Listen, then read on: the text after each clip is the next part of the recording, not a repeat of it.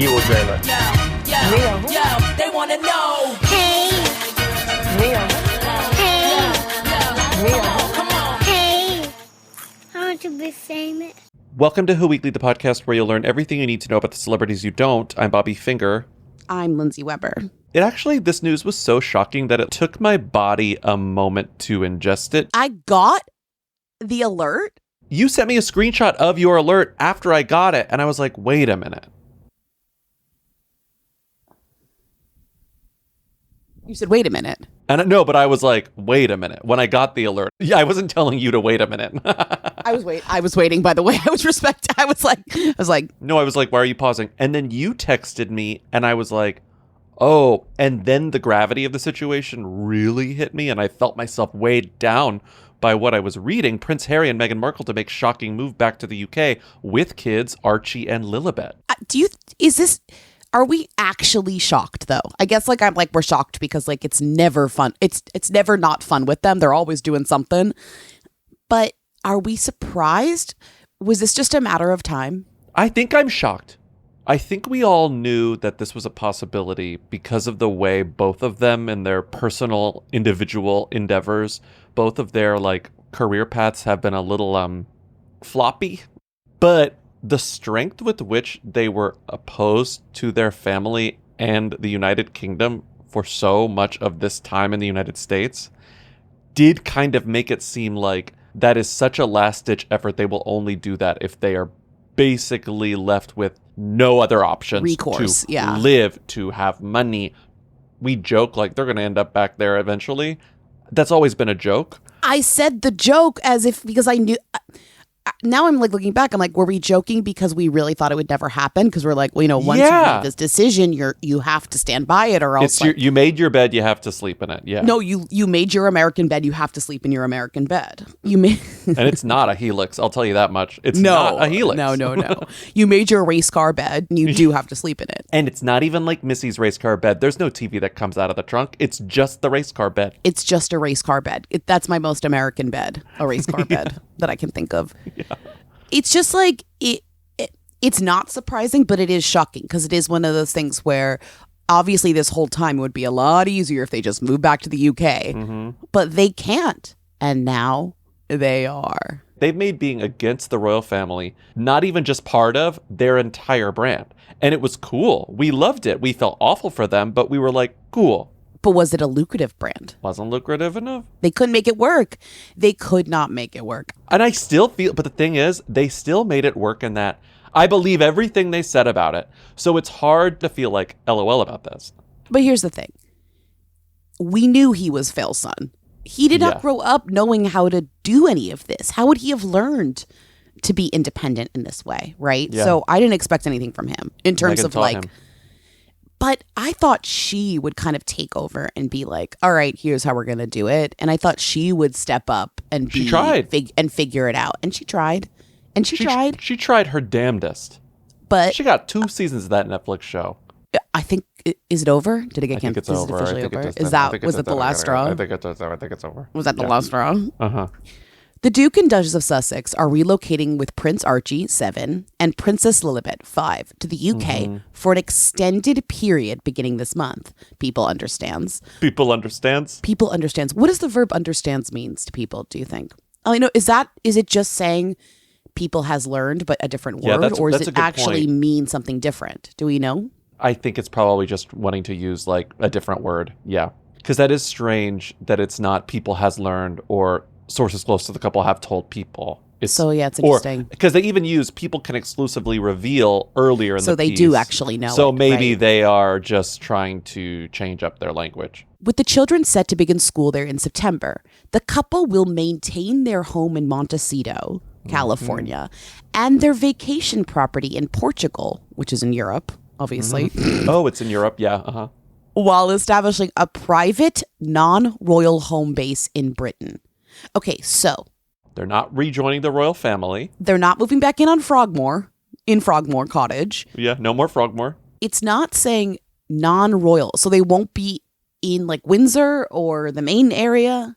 Do you think they were just if you guys move back, we'll just pay for you to live wherever you want. You don't even have to live in the I think this had everything to do with money. No, I think it had to do with money. I think it had to do with money, and I think the money was running out for their protection because that was one of the big issues was the security, was them having to pay for their own security, and I think money was running out for that. There's an argument to be made that part of it has to do with like the failing health of Charles. Oh, I just forgot. You have to start this. You have to start this with your theme song.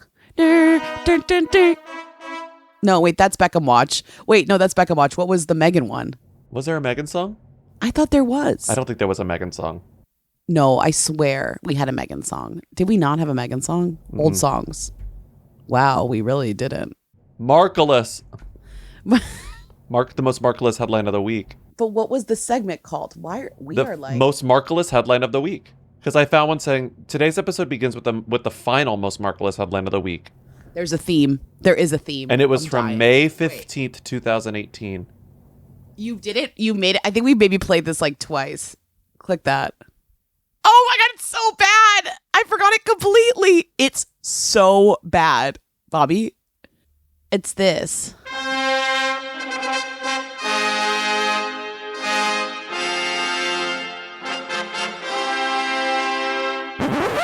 If I was you, I'd wanna be me too. I'd wanna be me too. I'd wanna be me too. What is the national animal of England?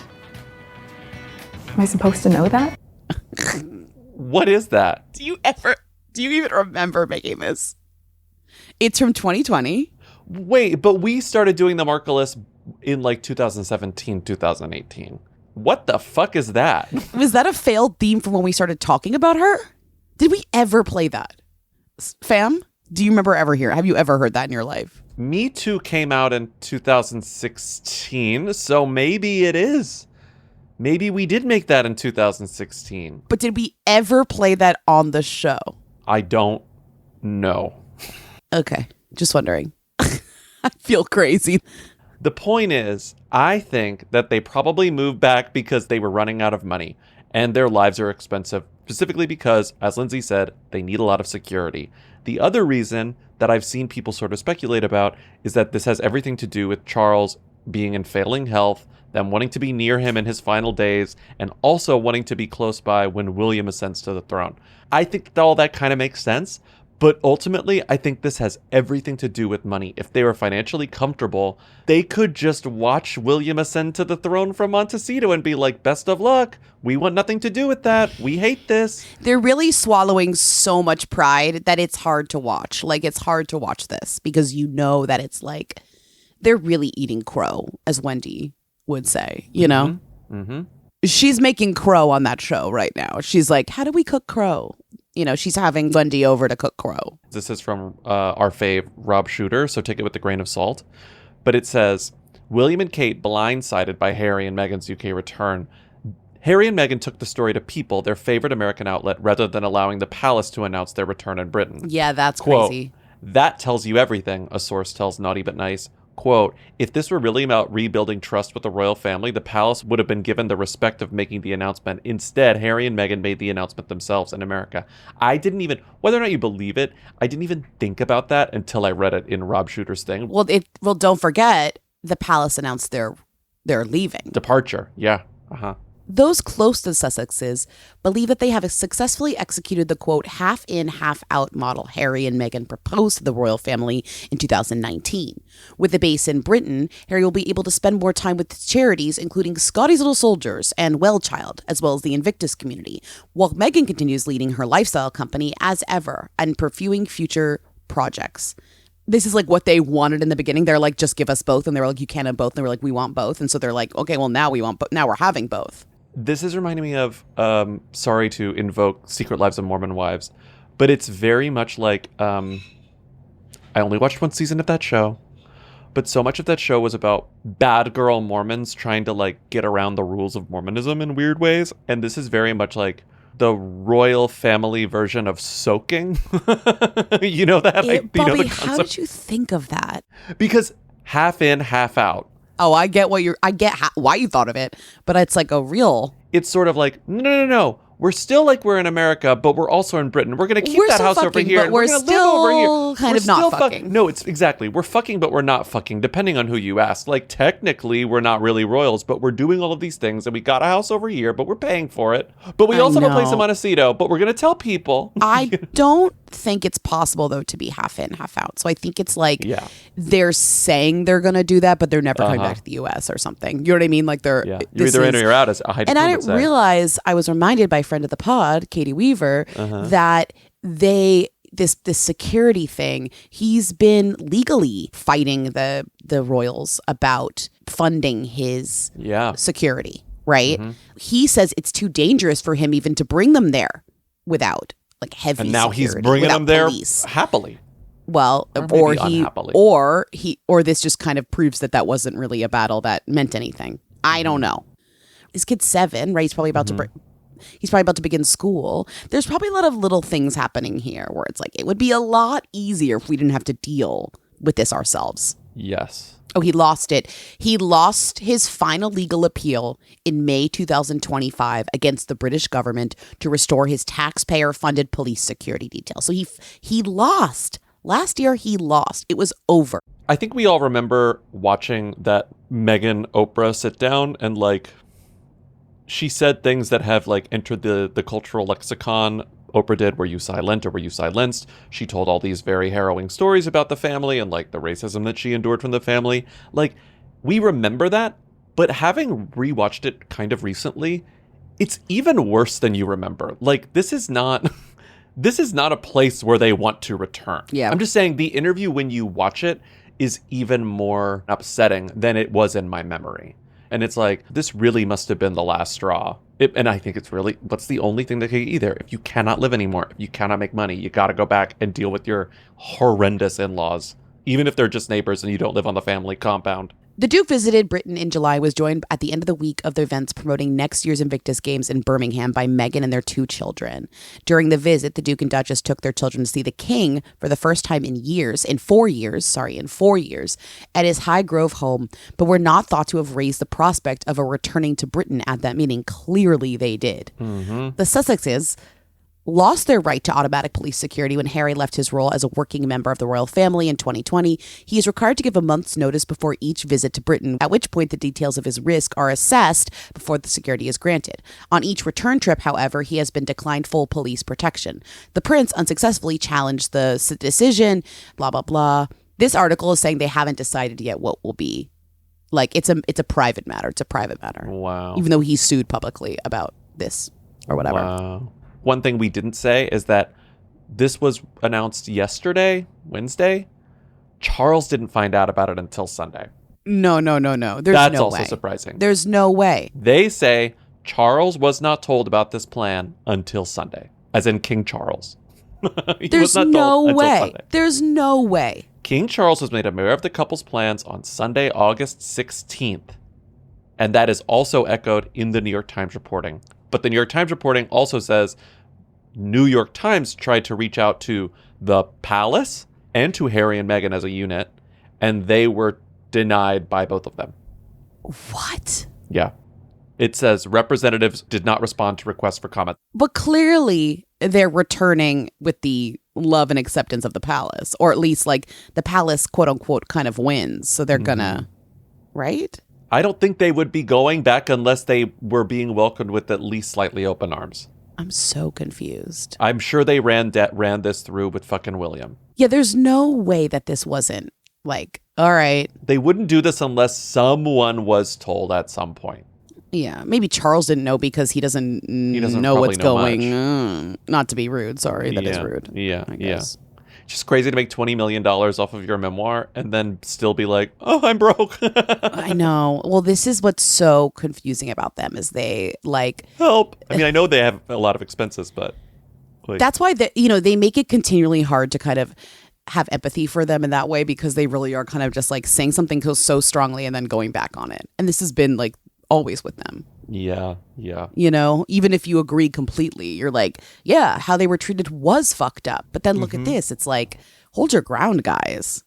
I don't know. I mean, I feel like now that their kids are old enough to be like like alive, they're like they're human, they're adult. Not, oh man, you know what I mean? They're like they're conscious. That they're like probably aware. has a lot to do with it. They probably wanted to wait at least until the children were like in preschool or kindergarten or whatever. Well, now they're going to be like Archie's 7. He's like crazy. What, in first grade or whatever? How old are you in first grade? He's older than first grade. First grade. He's probably starting first grade soon. Right. So they're Crazy. like, if we're going to go, we got to go now or something. Yeah, we got to get over there. It's so Harry and Meghan to move to the UK in the middle of a heat wave. I know. Charles is said to have been clear that there will be no change to the Duke and Duchess of Sussex status as private individuals and non-working members of the royal family, in keeping with the wishes they expressed and the agreement reached when they stepped back from royal duties. See, you know what's crazy? I don't believe that. I don't believe anything. I don't believe it either. I don't believe it either. I believe he's back in. He's back in. Why would they come back if not to involve themselves in the royal family? Right? It doesn't make any sense. This is the people approved copy. This is the official. This is like this is the publicist copy right here. The whole like half in, half out. It's like this people article wants you to believe that Meghan and Harry got what they wanted, which was this 2019 half in, half out thing that they always wanted. Yeah.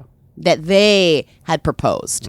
When that is not the case. And the New York Times is being a little shadier because they say, it is also unclear what the couple will do professionally when they are once again living in Britain. I mean, not to be rude, but I feel like they actually achieved what they kind of wanted in America, which was being a little forgotten.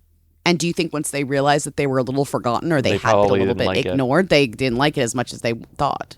Or probably something. Don't like being forgotten. I'm just like, if we're going by what they originally wanted, was to be like, leave us alone a little bit, or like the British tabloid system is too stressful for us. It's like, you kind of got that by moving to the US. Like, you kind of did. This is what happens in the opposite, where like Rosie O'Donnell moves to Ireland, or like, you know, these are, they're all like special, unique scenarios where like you go somewhere and you actually are forgotten because you're not in the middle of like the people who care about you the most. And now they're going to move back and the press is going to be bad again. Like I really don't understand where it's like nothing changed about the press. I kind of wonder if Meghan gives up on her on-camera aspirations. I feel like she's either going to go all in on like, I'm acting again, watch out girls, or it's full charity, it's full Dianna, it's full philanthropy, because that was the weird thing. A lot of people expect them to go full philanthropy mode, and they didn't. They went full capitalism Hollywood mode, and I feel like the course correction for that, the one that could get the admiration back from the public, is to just find a cause and stick with it. He kind of has. I mean, he has Invictus Games. He has Invictus Games, but Meghan doesn't. Meghan has Gem. And it's not a charity. It's not, I mean, because they were in a place of having to actually be entrepreneurs, she had to kind of like do that, right? She wasn't able to kind of be just charity woman, right? Which maybe would have been easier and more, and less easy to criticize, I'll tell you that. Yeah. Do you think the final straw was that she would have to go act again and she was like, I'd rather go back to England? Yeah, maybe. Yeah. I'm so serious. I kind of think she misses acting. But she should have done it before they... Yeah. Now she's not going to do it? I think Ryan Murphy is salivating. I think Ryan Murphy is desperate. I bet he has called Meghan Markle left a basket 600 times in the past 6 years. I know. Hi, me again. Hi, me. It's Ryan. Hi, me again. Hey, it's Ryan. Meghan, it's Ryan. Like, that's her voice. Hey, it's Ryan again. Every time she runs into somebody, they're like, Ryan Murphy's been looking for you. He keeps on he's like, if you talk to Meghan. Okay, we've been talking about this for 25 minutes. I know. Play that. I don't even play that failed song again. I don't even know if we ever played that. Maybe once. Let's hear it again. It's so bad. I'm literally crying.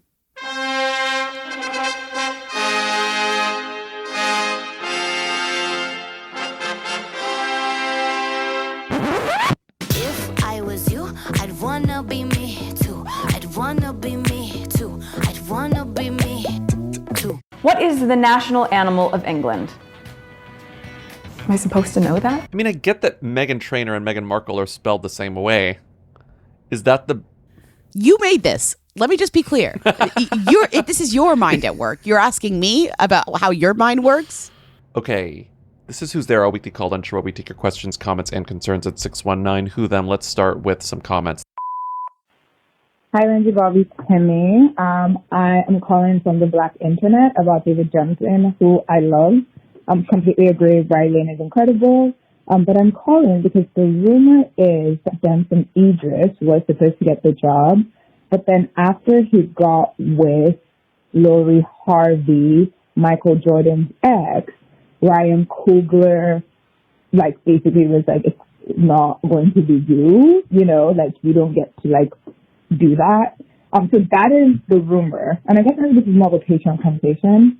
Obviously, David Johnson is talented and deserves and genuinely, like, love him so much. But I just think it's interesting, like, to think of any interpersonal politics that might be at play. All right, bye. Me and Greece. Wait, I've forgotten all the catchphrases. Crunch, crunch. Bye. I believe it. I love this rumor. I believe it. I forgot that Damson Idris was ever in the running for this. And now that I'm seeing it, I'm like, oh, right. He was the one that they were all guessing. It was sort of like the Aaron Taylor Johnson. People talk to him about Black Panther the way people talk to Aaron Taylor Johnson for years about James Bond. Which is actually so frustrating. It's kind of like the worst position you can be in, because either you know you've been talked to about it, or you already talked about it and it's not happening, or for various reasons. Like, you just kind of have to roll with it, though, because it's not been released and you don't know when it's going to be released. And you know it's not you, but you still have to kind of smile and be like, that'd be fun. Mm-hmm. Yeah. Here's a tweet. Just a lot of rumors going around on Twitter when you search for them. Hearing that the reason Ryan Coogler didn't choose Damson Idris as Black Panther is because he's close with Michael B. Jordan, who supposedly has beef with Idris because Damson dated his ex-girlfriend, Lori Harvey. Right. I believe it. Point is, Lori Harvey is the reason Damson Idris is not in Black Panther. She's really powerful. She's a change maker. We've always said she's a change maker. She's so powerful. We've always said that. Always said that. Hi, Lindsay Bobby. Dakota Johnson and role model / Tucker Pillsbury split up a while ago, according to an exclusive source, according to People. I thought Love won. Hi, Hey Weekly. Dakota Johnson and role model split up, quote, a while ago, according to exclusive source. Please add me to the montage. Crunch, crunch. Hi, Who Weekly. I called yesterday. I was on the 7 train. You can disregard that call, honestly, because now I have something more important. If there is a montage about this, I would love to be added. Of course there's a montage. Because Tucker Pillsbury, the Pillsbury Doughboy, has broken up from Dakota Johnson. That's Banks on Banks crime. You hate to see it. Anyway, crunch, crunch, goodbye. I'm going to need, like, a better timeline here. A while ago is so funny. Also, what does a while ago mean? Can we break that down? What's a while ago? 1 month? 2? Is this like saying a couple? A while ago is the art pop of moments in time. My art pop could mean anything. I think if this is what if a while ago, if that's all we know as being anything. To be clear, we're quoting people. Dakota Johnson, exclusive. Dakota Johnson and role model split up, quote, a while ago, parentheses, exclusive source. Which could mean anything. They were first linked in December 2025, right? His album came out a month ago now, 2 weeks ago, not that long ago. It came out this month. Yeah. Okay, so it came out a few weeks ago, right? Chuck Timely in the Hourglass. It has multiple songs about her. She's kind of part of the narrative. She's in a song. She's literally doing kind of like a back and forth dialogue moment with him. I thought she just sang, and then I heard it and I was like, oh my God. All right then, honey. What is it this time? Well, see, I got money. Oh, you think you're big time? No, just being funny. Oh, you're Mr. Big Life. Oh, you don't know me. Uh-huh. It's very, like, sexier. Sylvia, yes, Mickey. Like, yeah. You know? Get over here. Because you love this album. I like the album a lot. Yeah, I think it's pretty good. He changed his whole sound, and it's crazy how this is the most I've ever liked him, yeah. Because it's like country adjacent. Yeah, I like it a lot. Whatever. Yeah, and he has a song about his final song. The final song on the album. It's called Harmony. It's a nice song. Has lyrics that like I thought were really like about her. I'm okay making assumptions on that song because of the song that she's literally in called Love I You. You know, yes. Like Love I Love You, Mm-hmm. but different order. What I think happened, it's August now. They got together in December. He like wrote her into the album because he was just like, he was making the album. He was finishing the album. He was writing the album, blah, blah, blah. He was like, could we just stay together till the album comes out? They broke up at some point. They probably broke up in the summer. They probably broke up in the summer. They probably had like a cutie fling, broke up in the summer. Let's not say anything until after the album's out. And Dakota Johnson was like, I love not saying anything. Fine. She's like, I don't care. She's like, I'll drag this out as long as no one asks. But then he's been doing so much press about the album. Like, he's like, it's all interviews, which is annoying because you know that that's going to be asked about because she's on the album. He can't even say no comment. She's on the album. It looks like they were last spotted together on my birthday. Oh. April 22nd. I can't find it, but there's an interview with Zane Lowe. Ugh. Where Zane Lowe's kind of like, he's like, you gotta just talk. Like, he's like, enough with this. She's on the album. Like, you can't deny it. Da da da. We're actually to props to Zane Lowe. He was kind of like, it's crazy you're being coy about this. Like, she's right there. And I think, I mean, I don't know. You be the judge. I think she was in the studio, but who knows when they filmed that? Exactly. Could have been any time. Exactly. Doesn't have to be right now. We don't know. We don't know. So in this interview with Lena Dunham, he's in her new movie Good Sex, which is not out until fall of next year. A long way. I thought she'd at least date him until then, but that's a long time. I thought it was coming out sooner, so I thought like, oh, maybe she'll date him until. And so they're talking about like casting him in this, and I think he's still kind of in denial in this interview that he was even cast at all. And Lena, which I'm not surprised because Lena's the most like online girl. She knows what's going on online. She says, I think he needs to romantically seduce Natalie Portman on the screen. That could happen to you if you just keep your ambitions high. So Chuck, he's not a menace like Saint Laurent cowboy. Tell me a little about Chuck. She's asking about the guy on the guy he based the album off of, or like this fake. But okay, but I feel like Lena was like, he needs the audience to believe that he could seduce somebody like Natalie Portman. And then in real life, he just seduced somebody like Dakota Johnson. And it's like, yeah, well, we've been convinced. So you're saying this is like 4D chess PR relationship? Yeah. Where it's like years in advance table setting to accept this person as a sexy figure who would fuck Natalie Portman? Kind of. I'll take it. Sure. He was so nothing to me until he started dating Dakota Johnson. So for that reason, I agree with you. And for that reason, I'm in. Maybe it wasn't so, you know, plotted out by PR. I think a lot of the times we think that they're doing way more behind the scenes than they actually are. But I'm sure that was part of his mental calculus. Like, I guess I'm also just kind of like, he's getting like, he had the confidence to go after Dakota Johnson. Also, kind of made her cool too. Well, maybe because he was cast in a movie where he was going after Natalie Portman. Yeah, it kind of made Life her of cool. M. Don't get me started. Life of M. Miss M. Ms. M. Do not get me started on the Life of M. Don't get me started. Oh my God.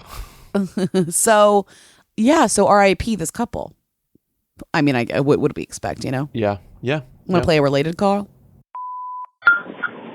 Does Chris Tucker know who Tucker Pillsbury is? And have either of them seen John Tucker Must Die? Crunch, crunch. No. No. And no. No and no. Thank you. I want to be famous. Dressing for that awkward phase between late summer heat and early autumn chill can be a total guessing game.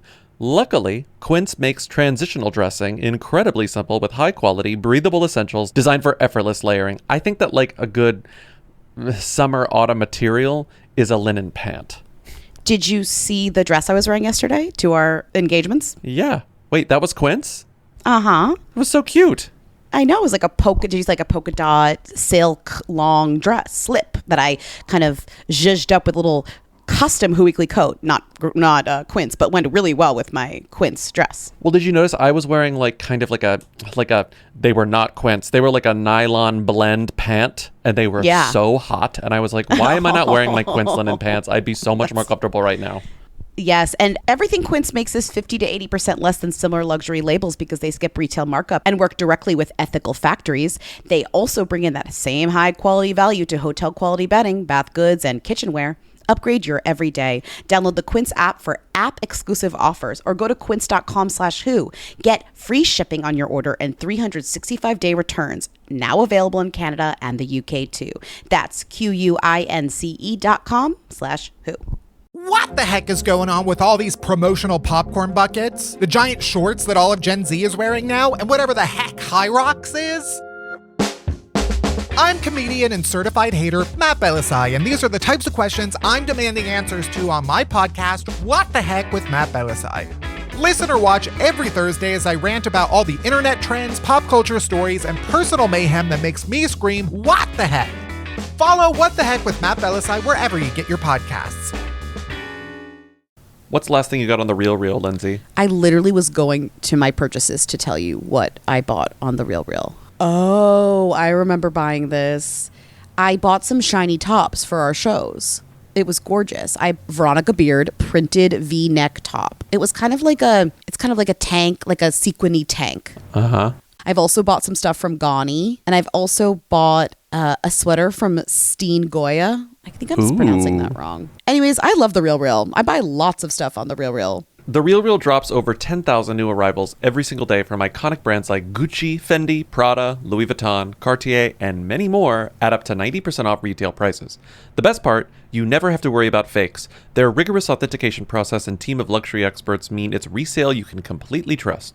The Real is the most trusted name in authenticated luxury resale with over 10,000 new arrivals daily. No one does resale like the Real. And now, get $25 off your first purchase when you go to therealreal.com/who. That's therealreal.com/who to get your $25 off. Start shopping now at therealreal.com/who. I want to be famous. Dianna Agron cast on the new season of Industry. Bobby, wake up! Dianna Agron is gonna be on Industry! Dianna Agron is Skip Binksy. Dianna Agron cast in Season 5 of HBO's Industry as wellness tech CEO Skip Binksy. Somebody please tell Dianna Agron updates they need to reactivate. Oh, montage. Wow, Dianna Agron gets a job, and the Wholigans are so Dianna Agron updates about it. They're like, she got a job. She got a job. I'm so excited. A really good job. I know. It's funny to add Carrie Ells to your cast. It's like, likely story. You know, he's just the most addable person to a cast about sneaky people. He's the Claw. Carrie. And he's also Claw. Jigsaw. He's Saw and the Claw. He's Saw Dad and the Claw. No, he's not Jigsaw. He saws his leg off, though. No, he's literally like he's Saw. He is, it all goes to him. Spoiler alert. No, Jigsaw's someone else. From the very first scene of Saw, he's in on it. They go back to the first scene and they're like, he was Saw. Oh. He's the co-conspirator. I don't remember that aspect of Saw. Well, did you watch the final Saw? Clearly not. I only watched Saw 1 and Saw 2, and then I was like, I think I've had enough of this. I think I get the point. I didn't know you were such a Saw head, actually. You hate scary movies. I just know the end. What kills me about this announcement, which came in a fucking kind of a package, they announced like 7 people at once. It was Carrie Elways, Dianna Agron, Sam Riley, Jessica Brown Findlay, Luke Manley, Bailee Gill, and Edward Polyakov. Okay? Oh, maybe I'm wrong. John Kramer, the real Saw killer. Who's played by who? See, I think the main guy is like that bald guy. When we were seeing Paranormal Activity, I think we saw Jigsaw. Tobin Bell? Yeah, he was like, is that Jigsaw? Is that Jigsaw? Is that Jigsaw? He's a New Yorker. You probably did. We'll never know if Tobin Bell was at Paranormal Activity the other night. It's just crazy to spot Saw. Shout out to Jake. Good eye, Jake. Yeah. This Dianna Agron casting announcement for Industry was announced in a batch with all of the 7 people I just named. With Carrie Elways, Dianna Agron, Sam Riley, Jessica Brown Findlay, Luke Manley, Bailee Gill, and Edward Polyakov. But a couple of weeks ago, they announced that Zosia Mamet would be in season 5, and she got her own individual announcement, not as a package deal, and they got like a TikTok. It was like Myha'la and Marissa Abella like reacting to her casting news, and it was like a pretty cute little video. I think that the Dianna Agron news, despite being part of a package announcement, was a bigger deal to the internet than Zosia Mamet being on Industry. Or maybe that's just the Who Weekly algorithm because they love Dianna Agron. No, it's you're getting algorithmed a little bit. Real, I'm getting an algorithm? Yeah, because it was a big deal when they got Zosia. It was. I mean, I'm excited. I'm so excited to see Zosia on Industry. I think we're just all Dianna Agron pilled by Agron updates, where we're just kind of like so excited that she got a job. Which like, I don't even think she's that jobless. Zosia acts a lot. Dianna does not act a lot. She's pickier for sure, or she's. You could say if you want to be nice, you could say she's pickier. But I think this is a great. These are great roles for them. These are great. Yes. Yeah. And if you're wondering if Agron Updates is on it, of course they're on it. They're the what's the top of the comments. They work so hard for it. They're out of retirement. They're not. They're flirting with being out of retirement. I mean, it's like it's more the thing that it's like they're out of retirement to say she got a job and to respond to people saying, look, she got a job, you know? Has not tweeted since February. And maybe they're better for it. We should encourage them to get back into this game, you know? Mm-hmm. Dianna Agron updates used to update very often, but now they only update when there is actually news about Dianna Agron. And there has only been a couple of instances of news about Dianna Agron in the past year, one of them being she might be in the new season of White Lotus. No, but they started the conversation. No, you're wrong. There was a conversation about it. She was trying to get her cast in the White Lotus. Obviously, that didn't work. Yes. That's what you're getting confused about. It's like there was no actual conversation. It was just, she was DMing and she was like, Dianna Agron for White Lotus, which is actually a very funny thing to kind of just be like, say your fave should be in White Lotus. It's like, should Dianna Agron be in White Lotus? I guess. Why not? That's as random as everyone else who's in White Lotus. But like, this is a much better and smarter casting for this woman, I think. But Dianna Agron updates did do the same thing where she was like DMing people who worked on Industry and kind of tweeting about how Dianna Agron would be great on Industry for multiple years. She wanted Dianna Agron in season 4 of Industry. But it does make sense for Dianna Agron to play a CFO of a wellness tech startup. She really is giving that mysterious kind of scammer girl. With an indefinable accent. With an accent that could be from any country. And Industry is very much like you've got your co-leads of the show. I guess Myha'la is the main character. She is American. Marissa Abella is very Dianna Agron-esque because she's this like British girl who speaks a million languages, so her accent is sort of all over the place in an Agronian way. And think about it. So it's Zosha is the CEO and Skip Banksy, aka Dianna Agron, is the CFO. So they're playing like a two-hander, which is going to be fun. Yeah. Is this finally going to get you to watch Industry? It's so good. No, it's not. I'm not going back to the beginning. Ugh. I would have to get really sick to like have enough downtime to go to watch Industry. I don't want you to get really sick, but if you do, watch all of Industry. You'll inhale it. Oh. Yeah, sure. Okay, next call. A lot of people called about this too. Hi, BLT. I just saw the poster for Earle Meets World. Alix Earle got a reality show on Netflix. It's coming out September 4th. And the tagline is "Fame is a family business." Who are all these people on the poster? They look kind of haunted. It's very photoshopped. I don't know if I'm going to watch it. But what do you guys think? Love you. Crunch, crunch. Bye. Earle Meets World. Earle Meets World. Earle Meets World. This is horrible news. Do you think this is why she, didn't do her podcast or whatever with the other Alix, her network? Earle Meets World. Jesus Christ. The pun they chose is so annoying. Earle Meets World. Earle Meets World. Earle Meets World. Girl Meets World. Boy Meets World. Boy Meets World was good. Girl Meets World is worst. Earle Meets World is the worst. Yeah. It does things to your mouth that I'd rather it not do. Yeah. It's just hard to say. After recording our audiobook, I'm realizing how kind of important it is when you write something or when you write a name of something that people have to say out loud, how you want it to feel good in your mouth and not even sound good. It's more about how it feels when you say it. And this doesn't feel good when you say it. It feels really bad when you say it. Sounds Earle Meets bad. World. Earle Meets World. But you know what? All her aside, I think she's undynamic. I think she's not inspiring. I don't understand her fame at all. I've never seen any bad on footage. camera. I think she has a horrible voice. I think I've just never seen any footage of her that's inspired me in any way. And usually by this point, I see something about these girls that have breakouts that I understand and I get why they're at this point. Yeah. I see something and I go, all right, I see the spark there. I All right, I begrudgingly get what's going on here. Yeah. Right. It's not about me being a stan or a fan. It's literally just seeing something that says, okay, I see this. I see what everyone's talking about. I see the spark. With this girl, I swear to God, it's been now years of her existing in the sphere. Have not seen one thing. I even get why Alex Cooper. Me too. Absolutely.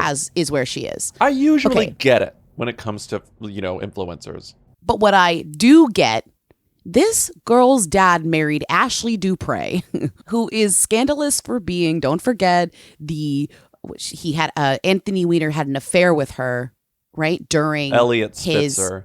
I always mix them up. Yeah. Elliot Spitzer Fair. had an affair with her that was like uncovered, and it was this huge scandal. So like and then she also has this scandal with Alex Cooper. So now finally I understand that there is enough drama, there is enough controversy in this girl's life, not having literally barely to do with her at this point, to make a TV show. I get it. Okay, so she has this feud, and they have this family that's a little bit interesting, a little kooky. Now they're kind of coming together to have to like support their new famous girl. That I understand. It's extremely close to the Kardashians. Yes. Because you have like this Yes. tangential, and I think that this show does not work. This show does not work without Ashley Dupre. It doesn't get greenlit. It doesn't get pitched without Ashley Dupre, because you need this weird vintage scandal that is still sort of lingering in the collective consciousness of the United States. And even if you're young and you don't know about it, like maybe young people were watching Keeping Up with the Kardashians and they had no memory of the O.J. Simpson trial, right? They are still finding out about it and thinking like, oh, that's interesting. Like, it's so close to that. And her scandal, yes, she doesn't have a sex tape scandal, but she does have a pretty notable beef with Alex Cooper. And that's not an insignificant thing this day and age. You know? No, not at all. But it's like, it's crazy to me that I still find this girl extremely There's no nothing. riz. She has no riz to me. But all these things surrounding her, I guess to me makes sense as to why they would give her a show, right? And obviously, my whole thing is like, if you're on TV, you're famous. Like TV validifies you. say So that it's all the like, I time. understand why they've been working so hard to get her a TV show. You know what I mean? It makes complete sense that the family's buying in. And I saw the trailer and I said, this looks terrible. I'm not watching this. It looks terrible.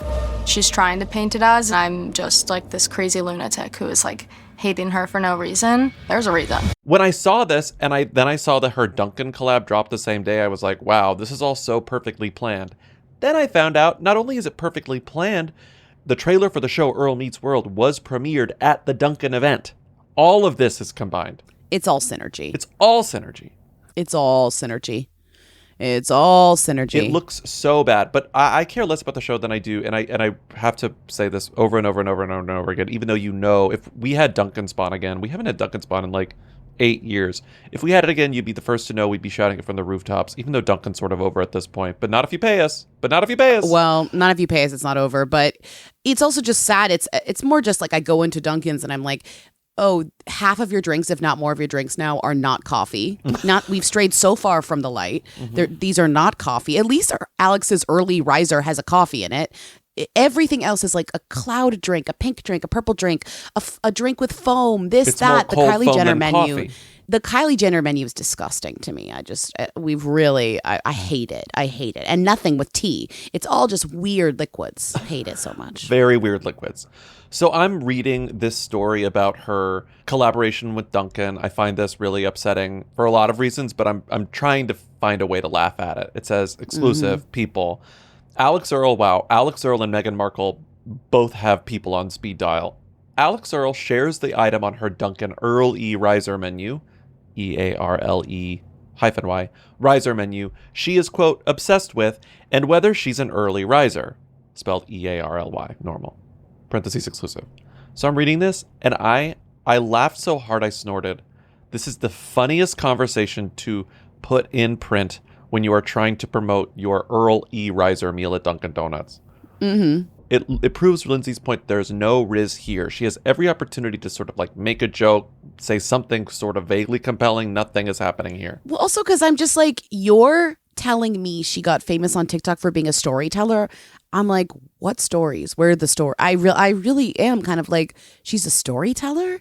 She's a yapper? Where's the yap? And I don't really want to. This episode is unfortunately going to be about 2 bits of coffee spawn. I don't love doing it, but I do like that we have. I do love that we'll have this sort of like juxtaposition there between someone who has no idea what they're doing and someone who is at least trying. Here's Earl's response. The Earl E riser menu features a shaken espresso with almond milk and sugar-free vanilla, along with a sausage, egg and cheese hash brown wake-up wrap and 3 munchkins. This is promoted with like Earl Alix laying on a bed in pajamas, and there is this weird sort of marble serving tray in front of her, and on the marble serving tray is the coffee, the sausage, egg, and cheese hash brown wake-up wrap, and 3 munchkins. There's no plate, there's no napkin, they're just sitting on the marble, looking like they're drying up. Quote, "I'm obsessed with it," she says, adding that the coffee drink is, quote, "not too sweet." Earle says she chose almond milk for the beverage because she's an, quote, "almond milk girl." And she says combined with the sugar-free vanilla, the drink is, quote, "really good." Quote, "It's like how I take my coffee, so I'm obsessed with it," she says. That's the second time she said she's obsessed with it. As for whether Earle is an Earl E. Riser herself, which is the sort of layup you give the person whose last name is Earle who's promoting a Dunkin' Earl E. Riser meal. Asked whether Earle is an Earl E. Riser herself, she says, quote, "It depends on the day."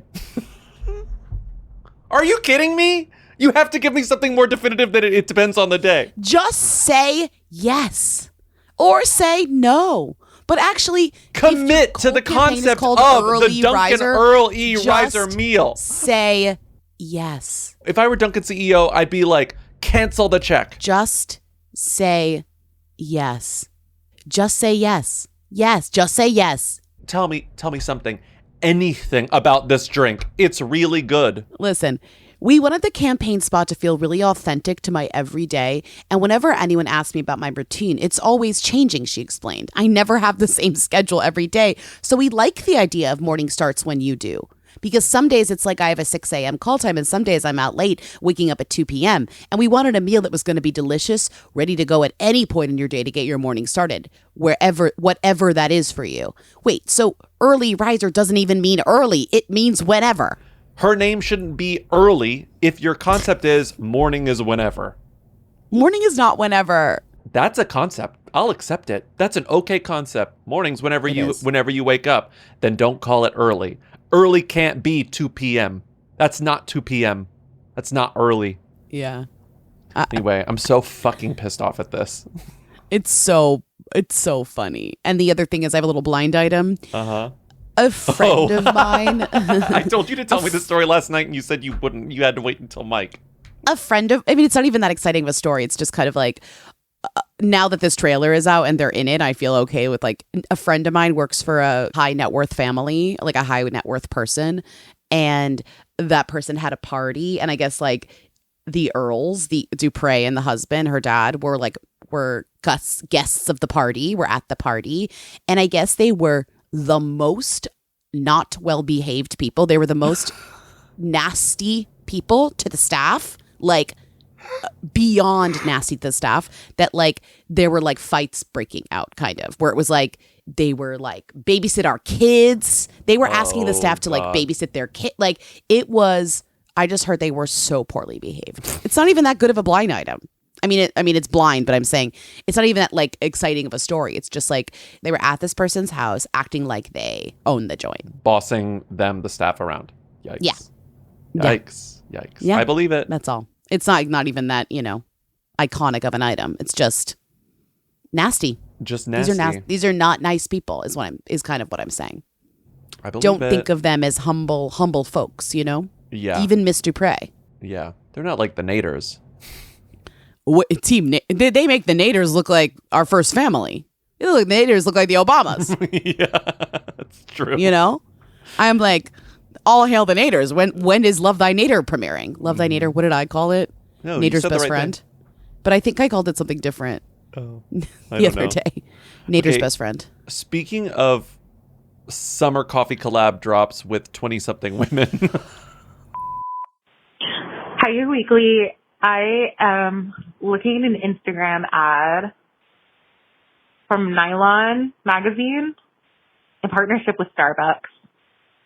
And it's got a girlie drinking a frappuccino, throwing up a peace sign, and it says, "It's not summer until Bailee Madison has her first s'mores frappuccino drink." And so, who the fuck is Bailee Madison? Leanne Cuisine. You can't have a s'mores frappuccino every day. What are the ages between, like, from age 12 to, let's say, 19? I'm going to guess. What? Those are the years that you could maybe have a Starbucks s'mores frappuccino every single day Yeah. of your summer and not die. Is what I'm saying. Yeah, like when I was in high school, I would have things at Starbucks that I would never consider having in my That's what I'm adult saying. life. That's Yeah, what I'm trying for to sure, say. It's for like sure. to say that your drink, and this is a drink. If you say something is your drink, it means you have it like almost every day, if not every day, right? Yeah, I would yeah. never claim something as my drink if I didn't have it every day. Yeah, yeah. Or a few times a week. Yeah. My drink is the s'mores frappuccino. And she's saying it's not summer until Bailee Madison has her first s'mores frappuccino. So let's say that is the argument that she's having it all summer. That's like 3 months out of the summer, 3 months out of the year. She's having a s'mores frappuccino every day. Yeah, yeah. It's a lot There's of so many photos of her drinking the s'mores frappuccino and putting the straw in her mouth, and yet the coffee line never descends. It never goes down. It never goes she's down. She's not actually drinking of course it. She's not. No. Yeah. Kicking off the summer in Montauk with Starbucks by my side. But the thing is, to be fair, if we're comparing Starbucks Dunkin', and obviously you know I'm Team Dunkin', I'm still like Team Starbucks on this call because at least it's coffee. At least there is a semblance of coffee in this drink. Yeah. At least there's at least a teaspoon of coffee in this drink. Here's a little montage that I made of the 4. There are at least 4 Instagram videos she has made in collaboration with Nylon. So they're Nylon and Who is Starbucks she? ex Bailee Madison. Bailee Madison is a former child actor who is now an adult actor, but she was in Bridge to Bithia. She was in Right, she's a child Just star. Go With It. She was like, she played famous children. She played like the famous protagonist kids in a lot of movies when she was a kid. Yeah. She played Yeah. young Hilary Swank in this terrible movie called Conviction that I saw in theaters for some reason. She played the young version of Hilary Swank's character. Anyway, now she's an adult. She's like, what, 26 or something? Yeah. Does she have a breakout? She was in The Fosters. I know you watched The Fosters. She was in Oh, that. she was in the Fosters. That's Yeah. how I know her. Yeah, Okay, yeah. she's good. She's good in the Fosters. Yeah. She was also in Pretty Little Liars briefly. She's in that new movie Roommates with Sandler's kid. Isn't Sandler's Yes, kid in there? yes, Somebody's- yes. Yeah. People like But that. to she's be honest. not. She's like fifth build in Right. that. But she's right now what they're promoting. She's in a rom-com called 40 Days and 40 Nights. 40 Not the dates good one. and 40 nights. 40 dates and 40 nights. It's playing off of 40 Days and 40 Nights. Yes. Okay, it's called Do 40 you know what the Dates concept and 40 is? Nights. No. Her grandma is Annie Potts. Hilarious. Oh, okay. I love that. And for some reason, I mean, I watched the trailer and I was like, what? She's in debt. She's in student debt and she's having a hard time paying her rent. And her grandmother, Annie Potts, says, I'll pay all your rent for 1 year if you go on 40 dates. I don't really understand why Annie Potts made her this proposition, but she does make her this proposition. So she goes on 40 dates. Written by the guy who directed the Spice Girls music video, To Become One. Directed by the guy who made the Yeah, Spice and Girls Do music Up That Thing, Lauren Hill. Yes. These are just iconic videos. I just wanted to share that that's his lineage, the Yes. writer. Yes. No, the director. Yeah. The writer is a woman. So here is some of the audio from Bailee's Starbucks spawn, which I think is so, even though it's cringe and I hate it and I don't like this exists. better and I than don't Alix Earle. This is the only way that print magazine can exist. This is the only way magazines can exist, Nylon, by partnering with both Starbucks and Bailee True. Madison to make 1 million So videos. true. Where Bailee So Madison is true. drinking Starbucks all over New York City and the Hamptons. But at Yeah. least I believe her, and at least she's like sort of like discussing the drinks in a way that's like almost convincing. What happened to like the idea of your drink being just like a super modified coffee in a way that's almost funny? I wish it wasn't like s'mores latte. I want it to be like my coffee is like a half calf oat milk. You know, I want it to be something funny where it's like really long and really special to you. Like we need that back. Don't you think? That's sort of like, that was the original Starbucks joke. I That's the know. original joke in You've Got Mail And when they it's go funny. to Starbucks. Yeah. And it's funny, but now because we have all these different like basically I'm calling them now non-alcoholic coffees, but just not like Yeah. people want like sweet drinks that actually don't really have coffee in them. That's the trend. It can't be a trend unless it has a name that you can order, right? Like it can't be a trend unless it's something repeatable. Like that's the problem with trend culture. There goes individuality. If you're just getting this drink because Bailee Madison gets it, then like there's less of a push for a person to like come up with their own ideas in this world. We're all just meant to be following the trends. You know, like you look at any influencer that's like, so I had to do the chicken breast pizza crust hack, you know, like, and it's like, you didn't have to do that. Right. You didn't have Okay, to you're do right. the chicken breast pizza You're crust right. hack. You're right. You're right. So I had to do the watermelon drink hack. It's like, no.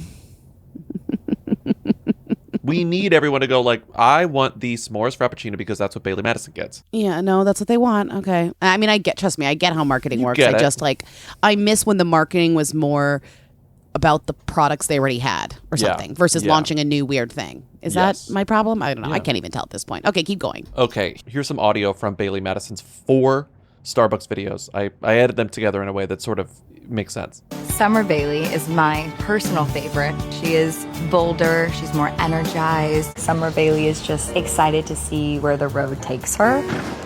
Teenage Bailee would just be so obsessed that I finally live in New York City. I think that she would just be head over heels proud of me. Teenage Bailee, Summer Bailee. So there's Summer Bailee, and then there's Teenage Bailee. Right. She's speaking herself in third person. Got it. Okay, got it. But this is mostly about Summer Bailee, right?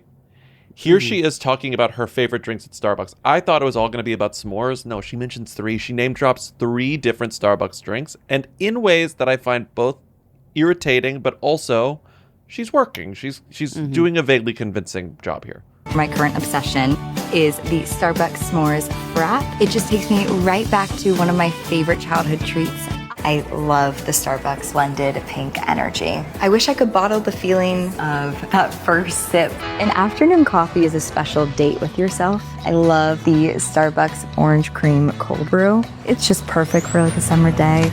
Starbucks s'mores frappuccino drink. Okay, so there's lots of drinks here. There's lots of drinks here. It's not just frappuccino. S'mores frappuccino. Lindsay, do you know what she's talking about here? This is a really great pull quote from the Nylon piece. I wish I could bottle the feeling of the first sip of my Starbucks. The girls know what I'm talking about. Do you know what she's talking about? You don't know what she's... Do you know what she's talking about? I wish I could bottle the feeling of the first sip of my Starbucks. The girls know what I'm talking about. Yeah, only girls know. Things that just girls know. The first sip of your Starbucks. Does she mean like in the summer? Because like that I get. I'm like, oh, it's summer. It's finally summer. First beautiful day of summer. It's like I'm buying my little coffee and I'm taking a sip and I'm dying. You know what I mean? I'm so happy. Well, did you also notice that she says in this, wait, watch, I think I can. My current obsession is the Starbucks s'mores frap. Okay, she calls it casually, colloquially, the Starbucks s'mores frap. But then later in the video, she has to fully say this, and you know it's like Starbucks CMO like holding a gun to her head being like, you will give the full government name of this drink, listen. Starbucks s'mores frappuccino drink. Starbucks s'mores frappuccino drink. Starbucks s'mores frappuccino drink. Anyway, that's better than fucking Alix Earle. It's also just funny because like there are now so many coffee shops in New York and they're all better than Starbucks, obviously. And they all have these stupid drinks too. So it's like you might as well go to a better coffee shop and get a stupider drink. That's true. It's not even like the coffee shops don't have stupid drinks. They all have stupid drinks. Everyone has stupid drinks. I want to be famous. I'm excited to be collaborating with Audible. Audible has a massive library of audiobooks and ad-free podcasts, making it easy to find a story that fits whatever mood you're in. One of the best things about audiobooks is that they help you get more out of the moments you already have in your day. You can get lost in a mystery while doing the dishes, unwind with a romantasy novel before bed, or make everyday chores a little more entertaining. Whether you're into the latest fiction, exploring a new author, or discovering the stories behind some of today's biggest book-to-screen moments, Audible has something for everyone. You can check out popular titles like Yesteryear for a great fiction escape, or dive into books like The Deal from the Off-Campus series and Heated Rivalry. Instead of falling into another doom-scrolling session, try turning that time into a chance to laugh, escape, or discover your next favorite story. You never know what you might find. Discover something unexpected. New members can start listening with a 30-day free trial at audible.com/WHO.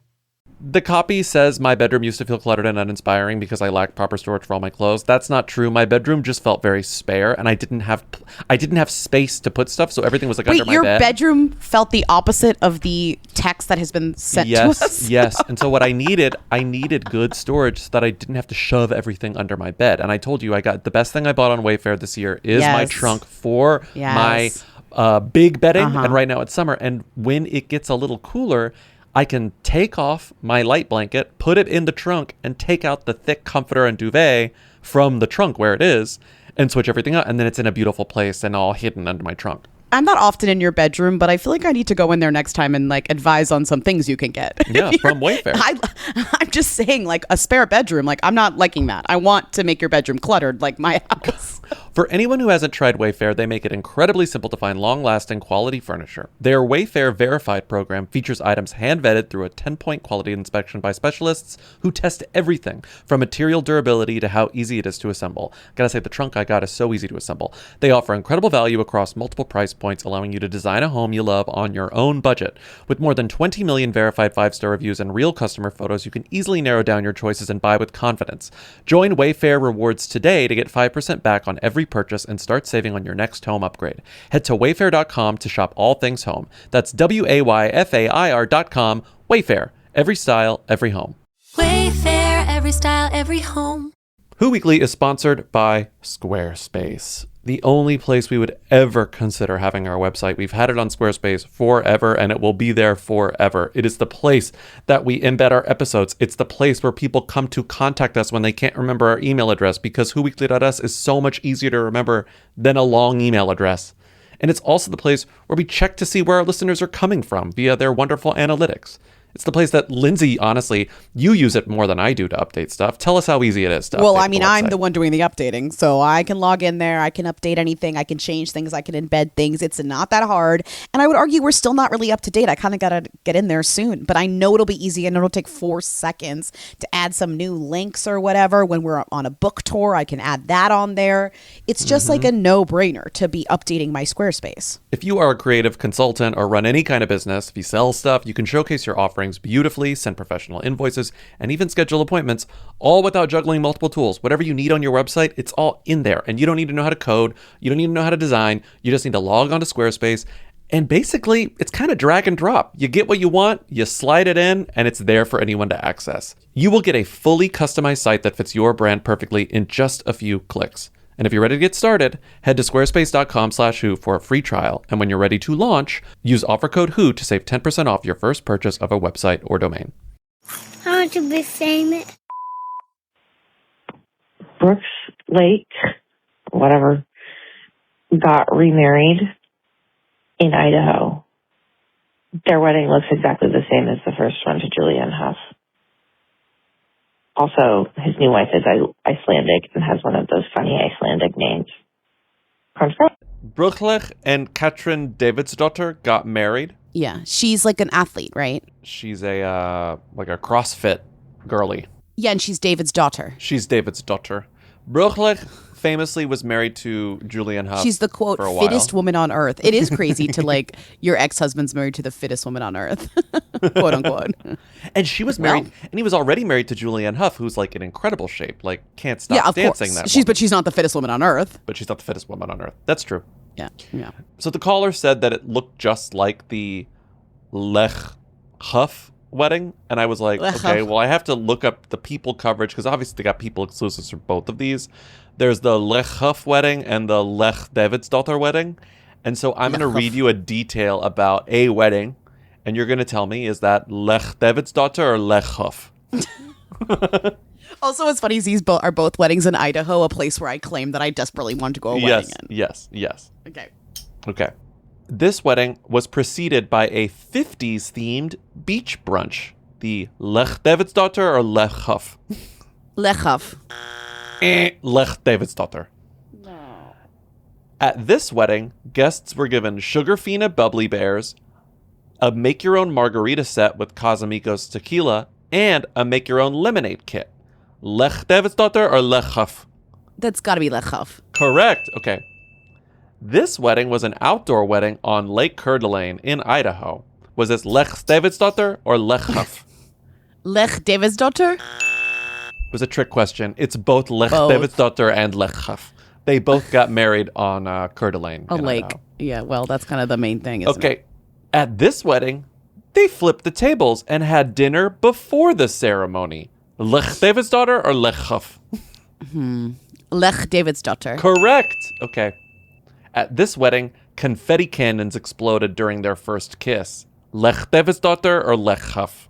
Lech Hough. Correct. Oh my God, you know them so well.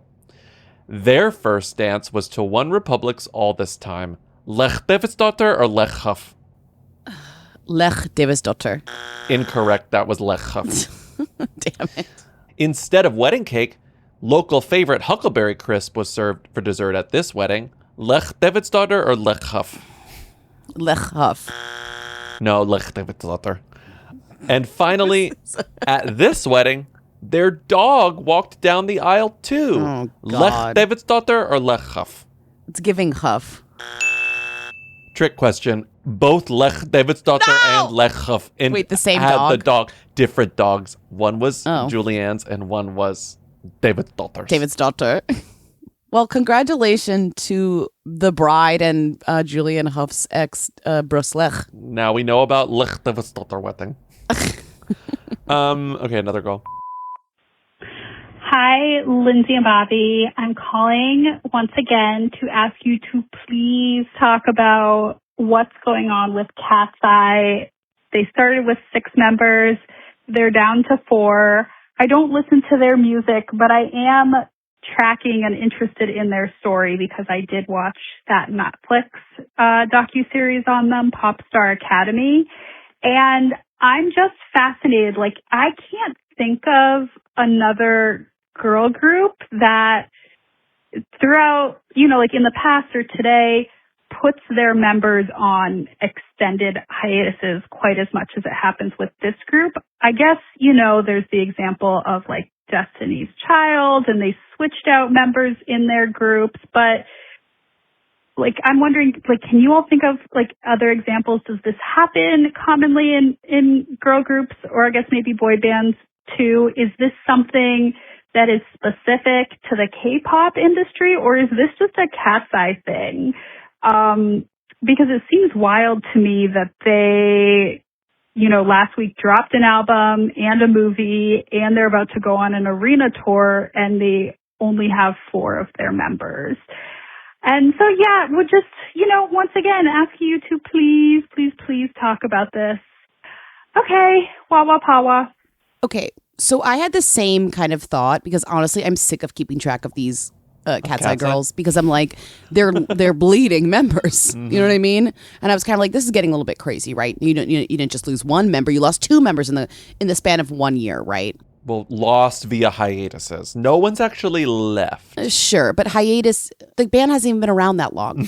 I watched the show when they got together. Do you know what I mean? Yeah. But our dear friend and K-pop expert Lala said that this is actually extremely common in K-pop, where girls are taking hiatuses all the time for mental health reasons, for whatever reasons, and that it's like quite standard, and they come back. Typically. Sometimes they don't, but most of the time they do. That's what she said. But I think the difference here is that, like, because Katseye, it's a new generation of K-pop act where it's like not all Korean women, like it's got a lot of Americans in here. It's getting a lot more attention from American media and American press. We are culturally not used to a girl group where members leave and come back in this way. Yeah. Where like, if you leave, you leave. Like if you leave, it's like huge drama and you've left the group and it's, and it's Fifth Harmony and you do not come back. Yeah. So it's like, this is for us, this is like challenging, right? Because we're like, these girls keep leaving. Like, what's the deal? Yeah. But here's the thing. Even though they're a K-pop group, they're existing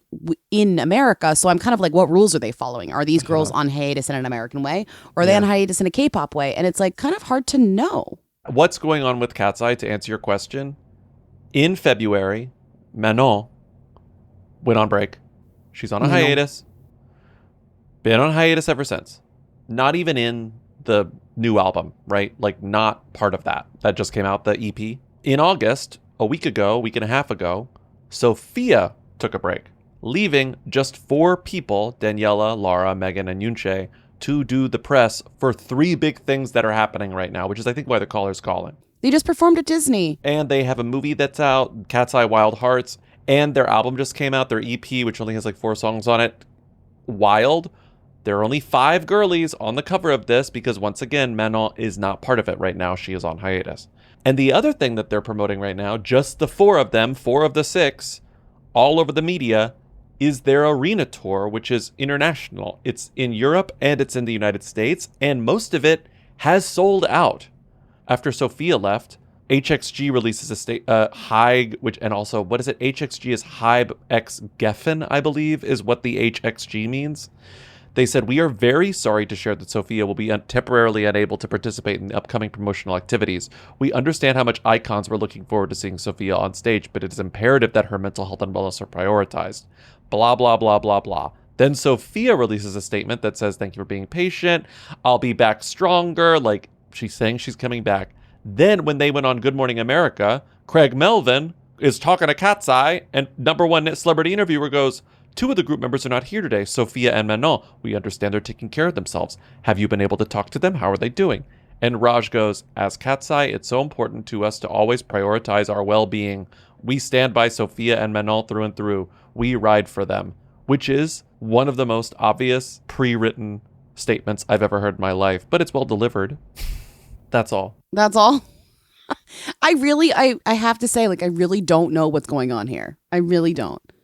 Because I'm very much like of the, American minded, where I'm like, if you leave the group, you're gone. And it's actually kind of dramatic. And this is a relatively new band. And 2 girls have already left within like a year. And it seems like kind of messy, but no one's treating it as messy. And I do wonder if that means like they're kind of like, because they're a new band, people are still getting used to who they are. So they could be any format, any number of girls. Who cares? Let's just get to like the knowledge of them as a Katseye, the brand. Like, we'll just keep on releasing stuff. The stuff is good. They're getting popular. They're getting more and more popular.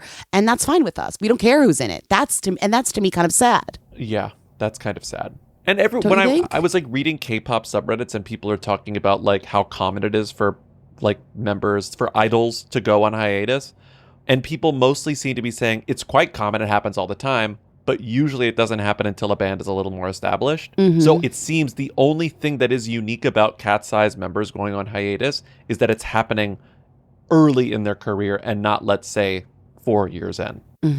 Having said that, I listened to the new album, and nothing hits like Gnarly, I have to say. Gnarly's good. Nothing hits like Gnarly. Gnarly's good. Is Mr. Goodbar a who or a them? I don't know who Mr. Goodbar is, so he's a who. Yeah, because Mr. Is Candy even a who? Like, I don't know. Okay, so just tell me. Wow, wow, wow, wow. I was like, this is a Stone call, so I don't always look at the timestamp, but I was like, this is definitely a Stone call. I bet this is like 11 p.m. through 2 a.m. call. But it was actually maybe even weirder. It was 7:23 a.m. And then I checked the area code, and this person's from New Jersey, so it's definitely 7:23 a.m. Eastern when they called. And I was like, what an interesting thing to call about at 7:23 a.m. Like, I don't know your life, but it's interesting. You certainly don't. Me, you know? Yeah. When you wake up, maybe he had a dream, and he said, "I got a call." Yeah. Maybe he had a dream, you know? Is Mr. Goodbar the candy bar? And I actually kind of am getting a feeling, getting a little bit of a deja vu that maybe we've done this before. Is Mr. Goodbar the Hershey chocolate bar, which I think mostly exists in mini form? What? Oh, like kind of no one's buying good. No one's buying like regular size good bars. I know they anymore. exist. I know that like they're but no around. one's buying them. No one's buying them. Usually when you eat a Mr. Goodbar, you're having a mini that's in a multi-pack, right? Mm-hmm. Mr. Goodbar, who are them? Let's just see together. 1, 2, 3. Them. Yeah. They're weird, they're rare, they're vintage, they're kind of nasty because it's Hershey chocolate, which is not very good, mixed with peanuts that are not salted or tasty. They're 2 textures, but they're very little flavor, right? Because you got the flavorless Hershey chocolates mixed with flavorless peanut. Right, you're right. The chocolate's so bad. You're so right. The chocolate is so bad. You really have to go with the quality of the chocolate. If there was good chocolate mixed with like a nice salted peanut, and that were all it is, yum. When we were at another Paranormal Activity store, Jake said that peanut M&Ms are like M&Ms for adults. It's like when you turn a certain age, like the peanut goes in there and you're like, yes, this changes everything for me. It's healthy. It's healthy M&Ms now. for adults. M&Ms for adults. It has a peanut in it. For sure. Where it's like, yum, yum, I got to get my little peanut in my M&M. I just thought that was very funny. Also, there's the Diane Keaton movie that I've never seen based on a book that I've never read called Looking for Mr. Goodbar. And I have often wondered, like, who's Mr. Goodbar? Well, but is that movie about looking for actually Mr. Goodbar? I think Mr. Goodbar is a serial killer, but I actually don't know because I've never seen it.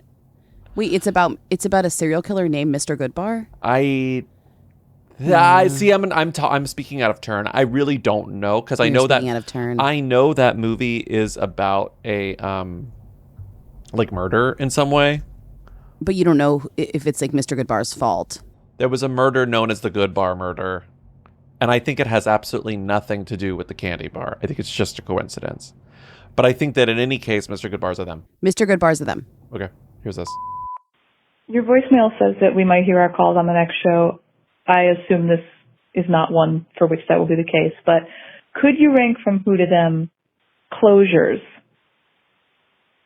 I've got toggles, buttons, zippers, Velcro, snaps, laces, and a controversial inclusion of buckles. I don't know if I'm forgetting any, but if you think of others, they too can join the list. Thank you. Crunch, crunch. No, when you give us a list of things that are like this, that's the list. We don't add more. No. Like we're not, your list is the final list because like I do feel like once you're like types of closures, types of clasps, I'm like, okay, then we could really start. I'm not doing the research. You got to do the research. But also it just rank gets them. unwieldy. Where does it end? Totally. It ends where they end it, you know? All right, here we go. I think I'm putting them in a pretty good order so far. Buttons are first. Yeah. Buttons are themiest. Then you're right, zippers. Zippers are definitely next. The button predates the zipper. The button has been around. But no, here's the thing. Zippers are laces. Laces are more classic than zippers. But zippers are probably more used in modern day than laces. Laces are But laces are classic. Laces are classic. Zippers. Zippers are the elevators of stairs to laces, you know? Yeah. Period. Zippers are the escalators Period. That's T. Yeah. Uh-huh. Buttons, laces, zippers. I think over buckles. Velcro's iconic. Velcro's iconic because it's also brand name. Yeah. Yes, and buckles kind of like went out of style. Like we're not buckling as many things anymore. If anything, you know, and snaps, I love snaps. And they're also different types of buckles. Yeah. You got a belt buckle, but then you got the buckle that's sort of snap buckle. Uh-huh.